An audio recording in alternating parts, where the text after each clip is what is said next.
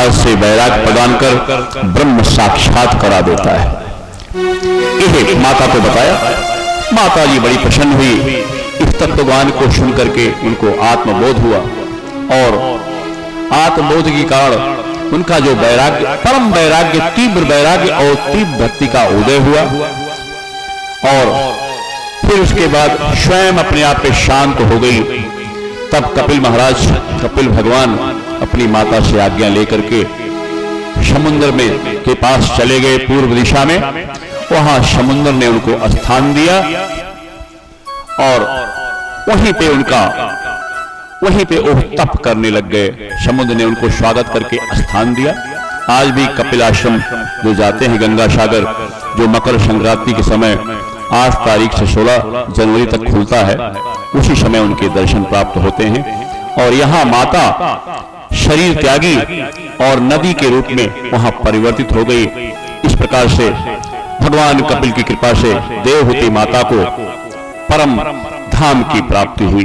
बोलो कपिल भगवान की जय। अब मैत्रेय जी, अब यहां संवाद चल रहा है मैत्रेय जी और विदुर जी का। विदुर जी ने पूछा कि मुझे स्वयं मनु के वंश के विषय में बताइए। यहां से शुरुआत हुई है। पहले उन्होंने देवहूति जी के विषय में बताया जो उनकी मझली पुत्री हैं। अब बता रहे हैं बड़ी पुत्री। जो बड़ी पुत्री का नाम है आकुति, उसका विवाह भगवान के अनन्य भक्त ऋषि प्रजापति से हुआ, जिनके यहाँ भगवान यज्ञ नारायण उन्हीं के गर्भ से प्रकट हुए। बोलो यज्ञ नारायण की जय। अब देखिए, मझली पुत्री से कपिल भगवान पैदा हुए, बड़ी पुत्री से यज्ञ भगवान ऋषि प्रजापति और आकुति का विवाह हुआ था, उनसे यज्ञ नारायण का जन्म हुआ। ये सारे भगवान के अवतार हैं। अब देखिए, महाराज मनु की, स्वयं मनु की तीसरी पुत्री, सबसे छोटी पुत्री है प्रसूति। उनका विवाह दक्ष प्रजापति से हुआ। उनके 16 कन्याएं हुई, जिनमें 13 का विवाह धर्म प्रजापति से हुआ। और धर्म की पत्नी, उनकी जो नातिन है, प्रसूति जी की नातिन, धर्म की पत्नी बनी और उस मूर्ति देवी से नर नारायण का अवतार हुआ। बोलो नर नारायण भगवान की जय। अब देखिए, तीसरी पुत्री प्रसूति, उनकी जो 16 कन्याएं हुई हैं, उसमें 13 कन्याओं का विवाह धर्म से हुआ। अब धर्म की पुत्री, धर्म का के यहां पुत्र जो पैदा हुआ वो कौन हुए? नर नारायण। 3 पुत्रियों के यहां 3 बार भगवान ने विभिन्न विभिन्न नामकरण से इस संसार को कल्याण के लिए पधारे। वही नर नारायण बद्री वन में रहते हैं। वहां उनकी तपोस्थली है, वहां उनका अस्थाई, जो भी जाता है वहां सारी समस्याओं का हल सूक्ष्म रूप से रह करके सबको लाभ प्रदान करते हैं। इस प्रकार से, और दक्ष की एक पुत्री जो स्वाहा नाम था, उसका विवाह अग्निदेव से हुआ। और दक्ष की पुत्री सुधा का विवाह पितृगणों से हुआ। सबसे छोटी पुत्री सती का विवाह भगवान शिव से हुआ। भगवान शिव, आप जानते हैं कि सबसे ज्यादा कल्याणकारी हमारे आपके जीवन में भगवान शिव हैं। तब इसी बीच में मैत्रेय जी ने कहा कि उनके कोई संतान नहीं हुई। तब विदुर जी ने कहा कि ऐसा है, क्यों संतान नहीं हुई, क्या कोई कारण था? तब मैत्रेय महर्षि बोलते हैं कि उनका जब विवाह हुआ, एक समय की बात है, दक्ष प्रजापति को सम्मान देने के लिए सारे प्रजापतियों का, और सारे प्रजापति देवताओं से उच्च ऊपर होते हैं। प्रजापति ब्रह्मा जी को भी प्रजापति कहा जाता है, प्रजापतियों का हेड। जो इस प्रकृति को चलाने में कार्य करते हैं उनको प्रजापति कहा जाता है। तो दक्ष प्रजापति थे, सारे देवता ऋषिगण वहां पधारे, और वहां पे पधारने के बाद सब बैठ गए और स्वागत के लिए दक्ष जी का इंतजार करने लगे। दक्ष जी आए और जैसे दक्ष का प्रवेश हुआ, उन्होंने देखा कौन कौन बैठा है। आप जानते हैं कि जो अहंकारी पुरुष हैं, को नहीं यश जन्मा जग माही प्रभुता पाए जाहि मद नाही। ये प्रभुता का एक अपने आप में गुण है। संपन्नता साथ साथ एक ऐसा चीज लेके आती है जिससे व्यक्ति श्रापित हो जाए, परेशान हो जाए। इसलिए किसी गुण की जाति हम पचा नहीं सकते अगर भगवत कृपा ना हो।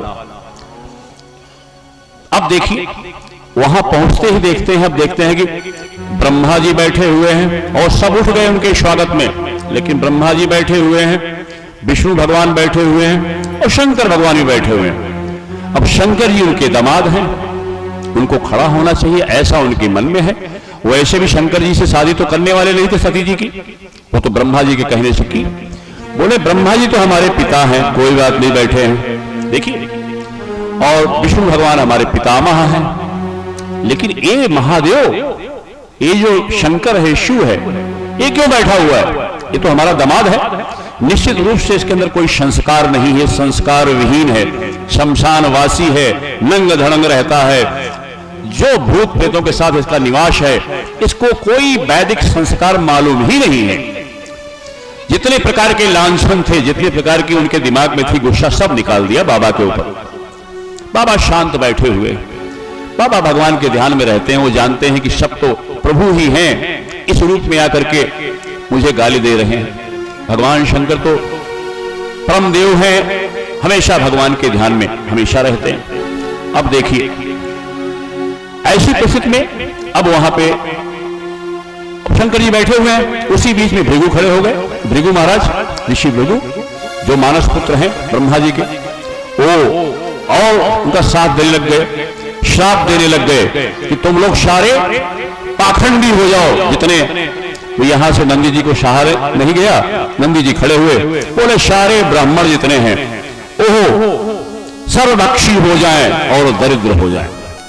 इस प्रकार से जब देखा भगवान शिव ने कि यह वार्तालाप बढ़ता जा रहा है और ये अब दामाद और ससुर में सीमित नहीं रहा, अब इस श्राप में परिवर्तित हो गया है, अभी और परेशानी बढ़ सकती है, तो भगवान शिव वहां से सबके साथ निकल गए। और अब यहां पे दक्ष प्रजापति का क्रोध खत्म नहीं हुआ, क्योंकि उनको अहंकार है, शुरू से नफरत करते हैं। उनको ये सोचते हैं कि सारे वैष्णव हमारे यहाँ कोई, अब तो ये हमारे यहाँ शैव समाज बन गया, ये शक्ति समाज बन गया, क्या क्या बन गया, जबकि ऐसा कुछ नहीं है। सब एक ही समाज है, लेकिन धीरे धीरे बंटवारा हो ही जाता है। भगवान शिव चले गए कैलाश। अब देखिए, अब कुछ समय के बाद, कुछ वर्षों के बाद दक्ष प्रजापति को प्रजापतियों का अध्यक्ष बना दिया गया। अब उनके नीचे ढेर सारे प्रजापति हो गए। अब उनका अहंकार और बढ़ गया।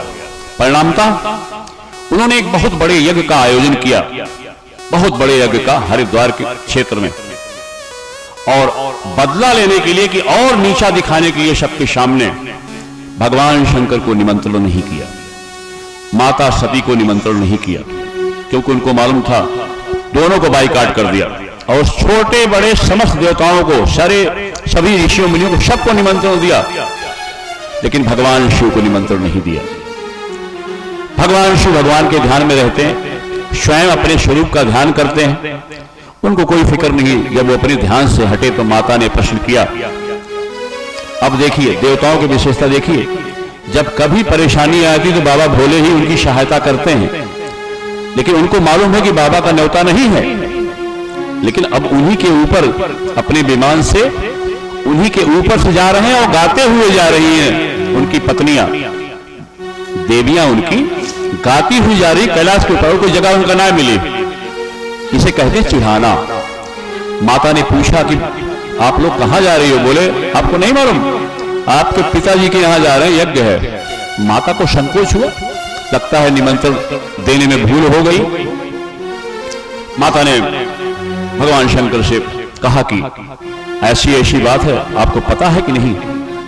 तब उन्होंने, सोचो आप, इतनी बड़ी निंदा पूरे समाज में भगवान शंकर जी से की हुई, लेकिन अपने पत्नी किसी को नहीं बताया। भगवान शंकर इतने कृपालु, इतने दयालु, इतने सहनशील हैं, आप कल्पना करें। तब माता को बताया कि ऐसा ऐसा आपके पिताजी ने मेरा बहुत बड़े लेवल पर तिरस्कार किया, जो उनके पास था सब बोल दिया। उसी का बदला लेने के लिए यह यज्ञ किया गया है, अपने अहंकार की पूर्ति के लिए। तब माता ने कहा कि लगता है कहीं न कहीं भूल हो गई, हमारे पास निमंत्रण नहीं। बोले नहीं, बोले हमारा मैका है, हमारा नैहर है, हम तो बिना बुलाए जा सकती हैं। बोला देवी आप जाओगी तो इस बार वो बात नहीं है, इस बार योजनाबद्ध ढंग से मेरे साथ आपको भी निंदित करना है, उनको तिरस्कार करना है। माता नहीं मानी किसी प्रकार से, बोला मैं तो जाऊंगी। भगवान शंकर जानते हैं कि वही है सोई जो राम रचि राखा, को कर तर्क बढ़ा वही शाखा। जो होना है वो जाने, यहां रोकूंगा तो यहां विघ्न होगा, हंगामा होगा, इससे अच्छा जाओ देवी। विदा कर दिया अपने गणों के साथ। देवी जी वहां पहुंची, माता सती, और माता सती वहां पहुंच करके वहां उनको किसी ने हाल चाल नहीं पूछा। पिताजी ने मुंह मोड़ लिया, बहनें उनको देख के मुस्कुरा रही हैं। गोस्वामी जी कहते हैं सादर भले ही मिली एक माता, भगिनी मिली बहुत मुस्काता। बहनें मुस्कुरा रही हैं कि का घरा है, न घर है न दुआरा है, और नहीं साथे बियाह कैलू। पिताजी मना करे विवाह कर लिया, अब देखो क्या दशा है। अब वो प्रसन्न है बहनें, और देख करके मुस्कुरा रही हैं और हाल जैसे कुटिहारी कर रही हैं, मजाक कर रही हैं। लेकिन माता सहज भाव से मिली, लेकिन उनको कोई फिक्र नहीं है माता को, क्योंकि वो जानती है कि ये तो होना ही है। लास्टली वो मां शक्ति जगत जननी है, कुछ कारण से वो अवतार लेती है। भगवान अर्धनारीश्वर हैं, भगवान की वो नित्य उनकी शहराग्नि है। लेकिन भगवान कहते हैं ना कि सबके पास सबको एक माया न चाहती है। अब वहां पे माता गई और सीधे यज्ञशाला में गई। यज्ञशाला में जब देखा कि यज्ञशाला में भी भगवान शिव का भाग नहीं है।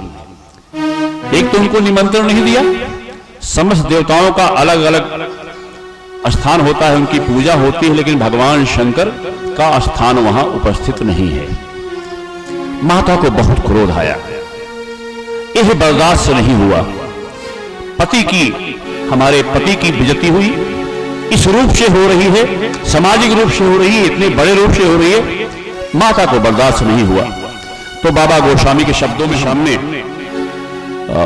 इस सारे प्रसंग को हम रखते हैं कि माता ने क्रोध किया और क्रोध करके अपने पिता को क्या क्या बोला, और फिर उन्होंने अपने शरीर का अग्निदाह कर दिया योगाग्नि में। तो इसको आप बाबा की चौपाई में हम सुनेंगे। जग का तमा महेश पुरारी, जग का तमा महेश पुरारी, जगत जनक सब के हितकारी, जनक जनक सब के हितकारी। पिता मंदमति निंदत प्रेमी, पिता मंदमति निंदत प्रेमी, अक्ष सूत्र संभव देहि, अक्ष सूत्र संभव देहि, अति हम तुरत देखते ही है, अति हम तुरत देखते ही है। हरि चंद्र मौल के, हरि चंद्र मौल सके, अस कही जोग अगिन तन जारा, अस कही जोग अगिन तन जारा। हो सकल मख हाहाकारा, भय हो सकल मख हाहाकारा। नमः शिवाय, नमः शिवाय, शिवाय, नमः शिवाय, नमः शिवाय, नमः शिवाय, नमः शिवाय, जय नमः शिवाय, नमः शिवाय, नमः शिवाय। श्री राम जय राम, जय जय राम। भगवान शंकर जी की जय, भवानी शंकर भगवान की जय, वृंदावन बिहारी लाल की जय। जबकि हितकारी हैं, परम हितकारी हैं, जो उनका बुरा सोचता है बाबा उनका भी भला करते हैं। और लेकिन मेरे पिता अहंकारवश यह मूर्ख हैं। कहा, हे पिता तुम मूर्ख हो, तुम बाबा को समझते नहीं हो, मेरे भोले बाबा को। लेकिन मेरा दुर्भाग्य है कि तुम्हारी पुत्री हूं, अब इस शरीर को मैं रख नहीं सकती, क्योंकि मैं अपने बाबा ने मना किया था। लेकिन हमने कहा हमारे पिता हैं, हमारे माता हैं, हमारे पति का अपमान नहीं करेंगे। किया यहां पे भी इस प्रकार से आप कितने मूर्ख हैं। अब इस शरीर को क्योंकि आपके द्वारा उत्पन्न हुआ है, इसलिए मैं इस शरीर को नष्ट कर दूंगी। और इसका परिणाम यहां जितने देवगण बैठे हैं, जितने ऋषिगण बैठे हैं, जितने ब्राह्मण गण बैठे हैं, सबको परिणाम भोगना पड़ेगा। ऐसा कहकर के माता ने अपना शरीर त्यागा। यह समाचार चारों तरफ हाहाकार मच गया यज्ञशाला में। कल्पना करें आप, फिर वहां से नारद जी जाकर के भगवान शंकर जी को कैलाश में बताया। वो तो सर्वात्मा हैं, वो सब जानते हैं, लेकिन तभी करते हैं जब कोई आके बताए। और बाबा ने तुरंत क्रोध में आए और एक जटा उखाड़ी और वीरभद्र प्रकट, वीरभद्र को आदेश दिया कि जाके सारे यज्ञ को भंग कर दो और जितने लोग हैं वहां पे सबको उचित दंड दो और दक्ष को भी समाप्त कर दो। वीरभद्र अपनी सेना के साथ आया। यहां भृगु जी ने अपनी सेना तैयार की, दोनों में युद्ध हुआ, सबका विनाश कर दिया। वीरभद्र ने पूरे उनके गण शिवगण आकर के पूरा विध्वंस कर दिए। इसकी आपका विधिवत कथा शिव पुराण में उपलब्ध है, रामचरितमानस में उपलब्ध है, इसलिए यहां पे हम इस प्रसंग को ज्यादा लंबा नहीं लेंगे। इस प्रकार से दक्ष की मुंडी तोड़ी और यज्ञ में डाल दिया। और भृगुदेव बहुत दाढ़ी पे हाथ रख करके भृगु ऋषि उनकी उसी दाढ़ी को नोच लिया। पूषा, जो पूषा थे, पूषा का दांत तोड़ दिया। पूषा भग देवता का इस प्रकार से सबको अंग भंग कर दिया, किसी को छोड़ा नहीं। जितने थे सब वहां से तहस नहस करके वीरभद्र वापस चले गए। यहां सब देवता भाग करके ब्रह्मा जी के पास गए। ब्रह्मा जी ने कहा, जब वहां भगवान शिव का निमंत्रण नहीं था, तुम लोग क्यों गए? मौज लेने गए थे। मैं और विष्णु भगवान दोनों नहीं गए, क्योंकि हम जानते हैं कि इसका विनाश होना है, हम जानते हैं, और किस कारण होगा ये भी हम जानते हैं। मर्यादा का उल्लंघन चाहे जो करेगा उसका परिणाम उसको भोगना पड़ेगा। इसलिए उनको सबको विधिवत फल दिया। और फिर अब देखिए, माता जब शरीर त्याग रही थी, क्योंकि राम जी पे उनको शक हो गया था। कारण क्या है? जब अगस्त ऋषि भगवान की बात कर रहे थे, रामचरित की बात कर रहे थे, भगवान शंकर ने भी कथा सुनाई, लेकिन माता अहंकारवश कथा नहीं सुनी। काहे? क्योंकि उनका भी चरण धोया अगस्त जी ने, अगस्त ऋषि ने, महर्षि ने, भगवान शंकर जी का भी धोया। तब उनको लगा कि ये तो ज्यादा ज्ञानी नहीं है, दक्ष की पुत्री है ना, तो पिता का असर पुत्री के अंदर तो होता ही है, अपने को नीच। और जब तक आपके अंदर नम्रता नहीं होगी, कोई आप ग्रहण नहीं कर सकते, कुछ भी आपको ग्रहण नहीं होगा। परिणामता जिसकी कथा सुना उसी पे शक कर लिया, परिणामता उनको ये शरीर त्यागना पड़ा। इसीलिए जो भी भगवान पर शक करते हैं, धर्म ग्रंथ पर शक करते हैं, जब इतनी उच्च कोटि की भगवान की अर्धांगिनी है, उनको परिणाम भोगना पड़ा। तो आप कल्पना करें कि हमारी आपकी दशा क्या होगी। इसलिए भगवान पर, वेद पर, ग्रंथ पर, रामचरितमानस पर, भागवत पर जिस तरह से लोग टिप्पणी करते हैं, कोई औकात नहीं है, एक नस टेढ़ी हो गई तो पागल हो जाता है व्यक्ति। लेकिन जिसको कोई ज्ञान नहीं है वो ज्ञान का भाषण देता है आजकल।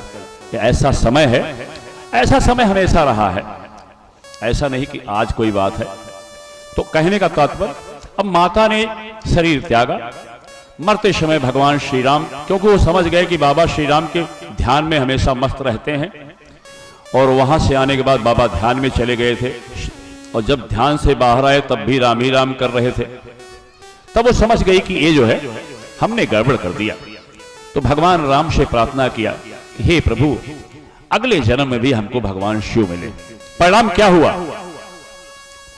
माता का जन्म हुआ हिमांचल के यहां, और सारे देवताओं ने जब प्रार्थना की, अब यज्ञ कंप्लीट करना है, सारे देवता पहुंचे ब्रह्मा जी के साथ, भगवान शंकर जी की स्तुति करने लगे। बाबा तो वो जान रहे हैं कि ये सारे बैठे थे वहां पे, किसी का ध्यान मेरे ऊपर नहीं गया, अब इनका काम पड़ गया है। लेकिन ब्रह्मा जी स्तुति करने लग गए।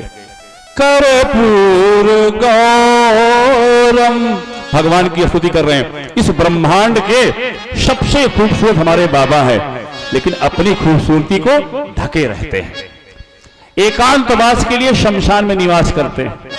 तो इस प्रकार से स्तुति कर रहे हैं बाबा की। कर्पूर गौरम करुणा तारम, कर्पूर गौरम करुणावतारम, संसार सारम भुजगेन्द्रहारम, संसार सारम भुजगेन्द्रहारम, सदा वसंतम हृदयारविन्दे, सदा वसंतम हृदयारविन्दे, भवं भवानी सहितं नमामि, भवं भवानी सहितं नमामि। बोलो शंकर भगवान की जय हो। बाबा जबकि उनकी अर्धांगिनी शरीर त्याग चुकी हैं, तिरस्कार के साथ शरीर त्यागा है, लेकिन बाबा सबको माफ कर देते हैं, करुणा निधान है। बाबा बोले हम क्यों चले, हमारा तो भाग है ही नहीं। तो ब्रह्मा जी ने कहा यज्ञ के बाद जो भी होगा वो सब आपका होगा आज के बाद। तो जो दक्ष ने कहा था उसका मैं यहाँ पे समाधान दे रहा हूँ। और आप तो भोले बाबा हैं, आपको कुछ नहीं चाहिए, आपको खाली प्रेम चाहिए। जो इस संसार की त्यक्त वस्तु है भगवान उसको भी स्वीकार कर लेते हैं। नाग हैं, बिच्छू हैं, सांप हैं, मदार है, क्या क्या बाबा जो दे दो बाबा को, एक पत्ते में मोह हो जाते हैं हमारे बाबा।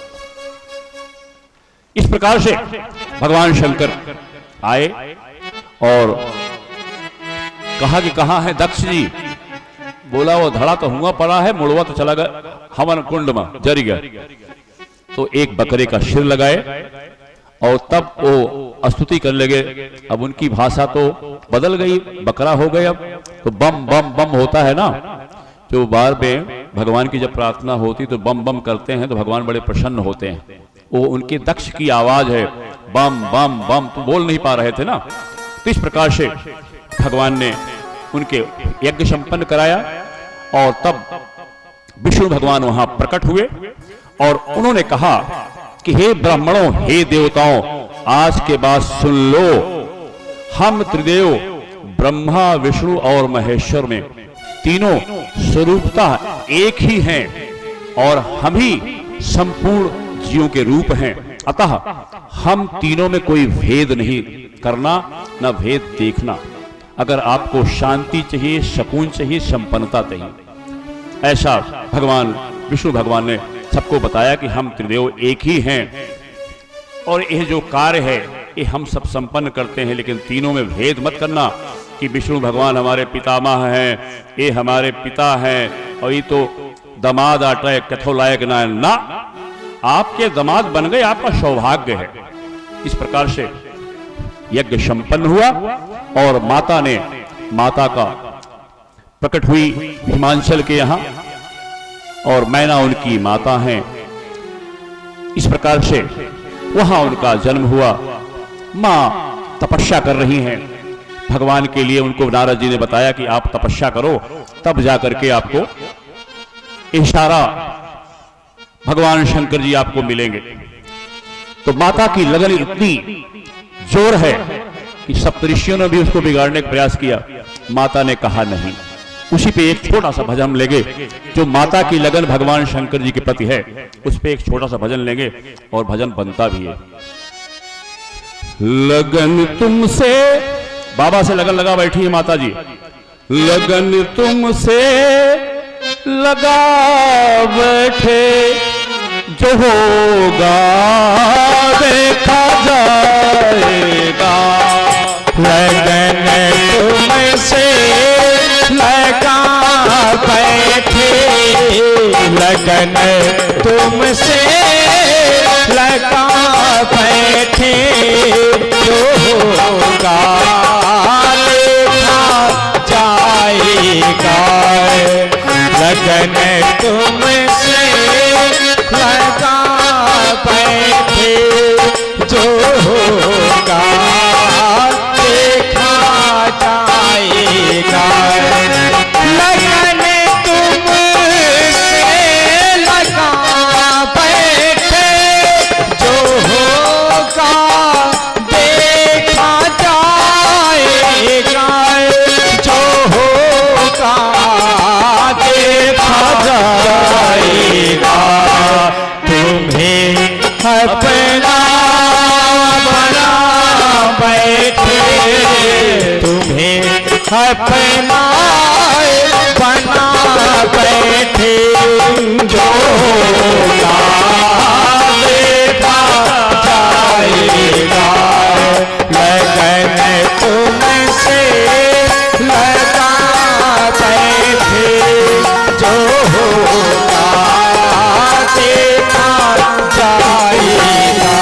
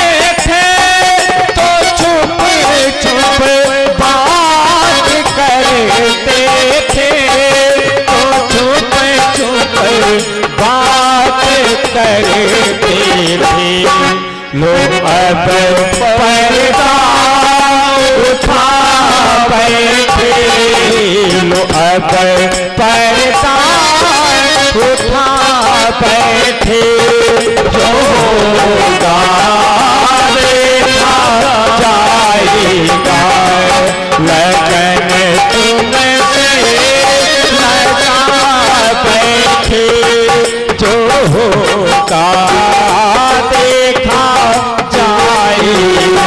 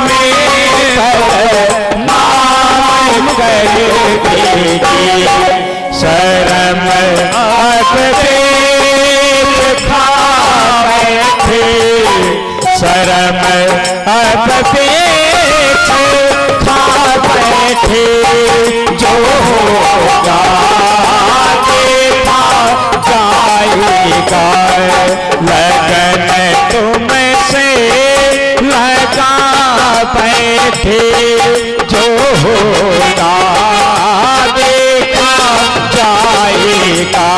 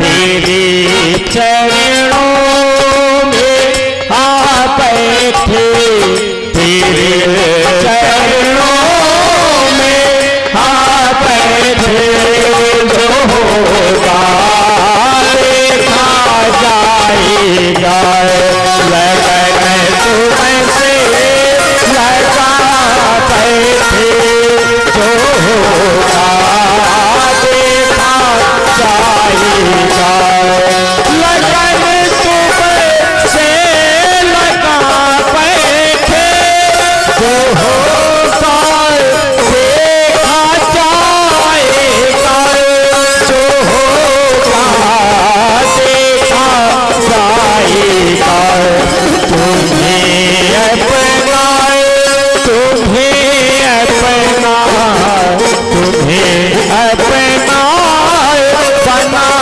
बैठे जो होगा देखा जाएगा जो होगा देखा जाएगा जो होगा देखा जाएगा।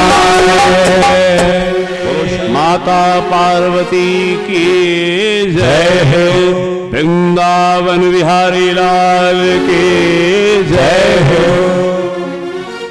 भगवान शंकर जी उनकी तपस्या से प्रसन्न हुए और फिर बहुत ही लंबा प्रसंग है और अंत में भगवान का विवाह हुआ और हर गिरजा कर भयहु विवाहो सकल भुवन भर रहा छाहो।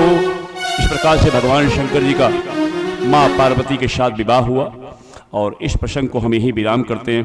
बोलो भवानी शंकर भगवान के जय हो। अब विदुर जी प्रश्न, अब मैत्रेय जी बता रहे हैं कि अब पुत्रियों का वंश बता दिया, क्योंकि ये उधर परीक्षित जी ने प्रश्न किया है और दूसरे स्थान पर विदुर जी ने प्रश्न किया है और मैत्रेय जी स्वयं मनु के वंश का वर्णन कर रहे हैं। अभी तीनों पुत्रियों का वंश आपके सामने प्रस्तुत हुआ और अब उनके पुत्र के वंश के विषय में बताने जा रहे हैं। उनके दो पुत्र प्रियव्रत और उत्तानपाद महाराज मनु के, स्वयं मनु के बड़े पुत्र भगवान के बड़े भक्त हैं और नारद जी की प्रेरणा से गंधमादन पर्वत पर जाके तप करते हैं। उनको गृहस्थी से कोई मतलब नहीं है, पूर्ण वैराग्य है, भगवान की परम भक्त है।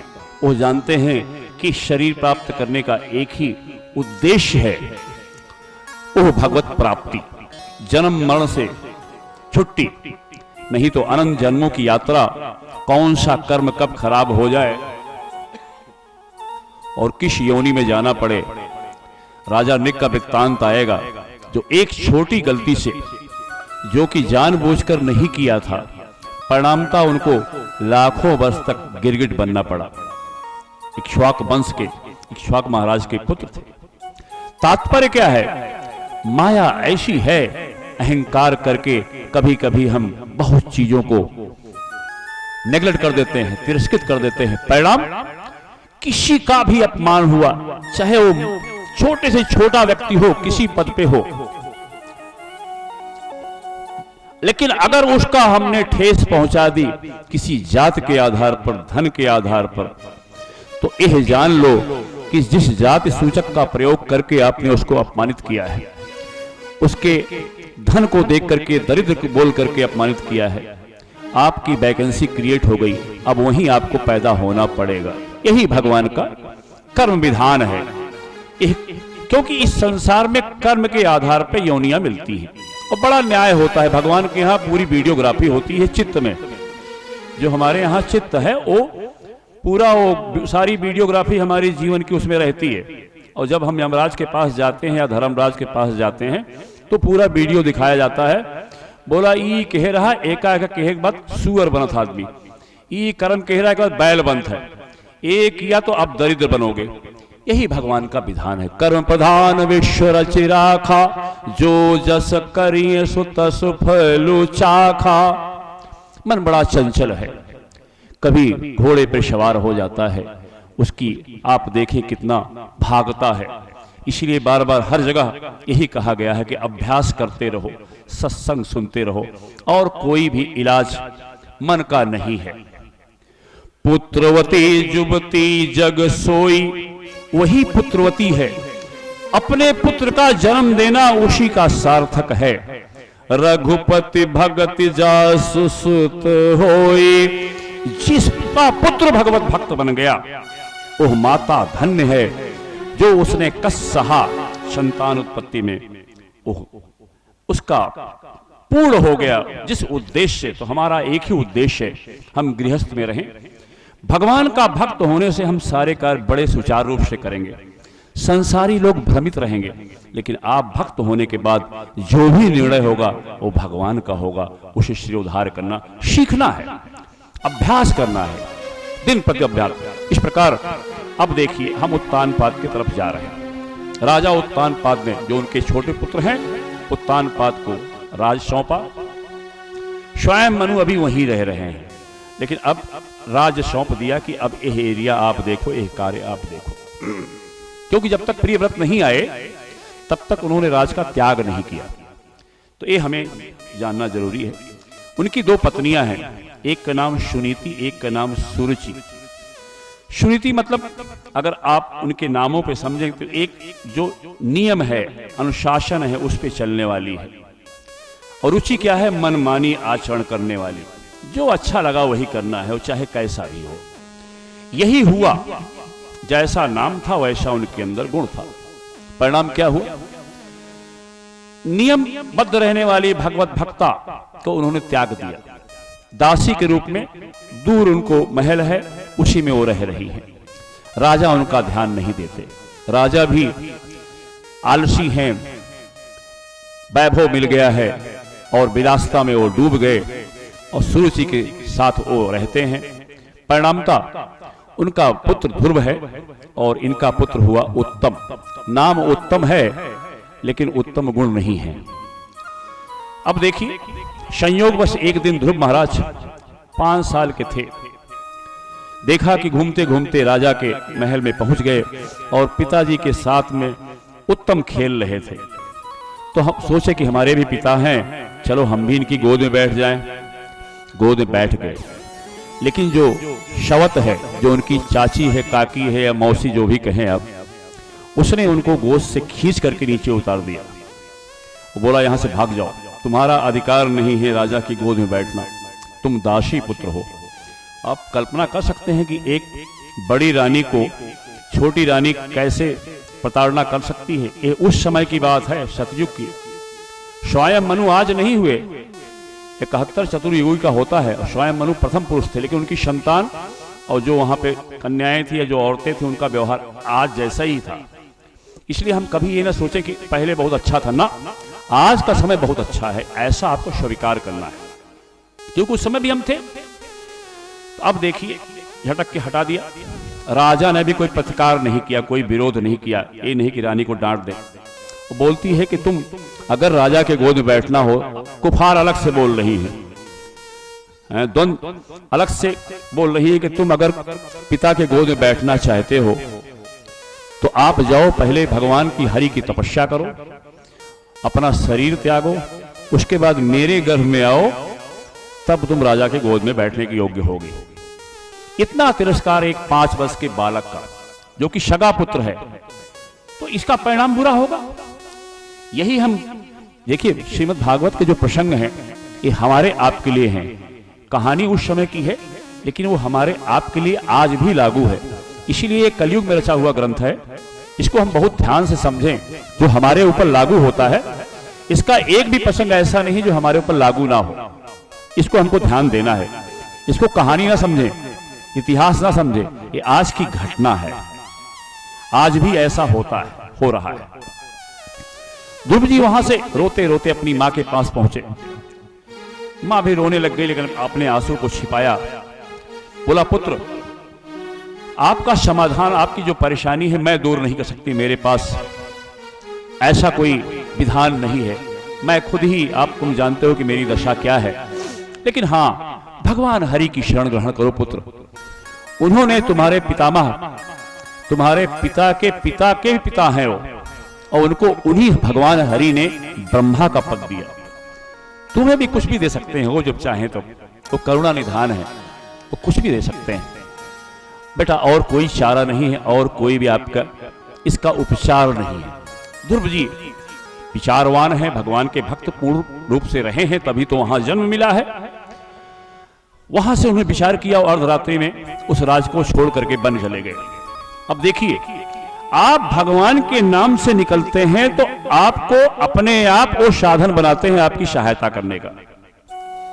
प्रचेतागण निकले थे भगवान हरि की उपासना करने, भगवान शंकर जी प्रकट होकर के उनकी सहायता की। मार्कंडे जी जिनकी अल्प आयु थी, भगवान शंकर ने उनको दीर्घायु, इतनी आयु कि कल्पांत में भी उनका अंत नहीं होता, ऐसी आयु दे दी। और साथ साथ भगवान हरि की भक्ति भी कराई। मार्कंडे जी भगवान हरि के भक्त थे। तो बिना शंकर भगवान की कृपा के कुछ भी संभव नहीं है। आप खाली एक बार बढ़ो, डरो मत। भगवान शंकर किसी न किसी रूप में आकर के आपकी सहायता करेंगे, ये मेरा अपना अनुभव है। चल पड़े और रास्ते में देवर्षि नारद मिले। बोला, पुत्र कहां जा रहे हो? वन में इतने जानवर हैं, तुम कहां जा रहे हो? क्योंकि जब भी नामकरण हुआ था तब आए थे तो पहचानते थे ध्रुव को। बोला, पुत्र तुम कहां जा रहे हो?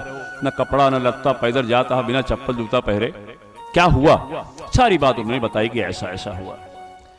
बोले, पुत्र तुम लौट जाओ, तुम्हारी खेलने कूदने की उम्र है, थोड़ी देर गुस्सा होगा, सब दोबारा पिताजी आपके पास आएंगे, आपको दुलारेंगे। बोला, ना, 5 साल के बच्चे के अंदर इतना बोध है कि अब हमें यह स्वीकार नहीं है।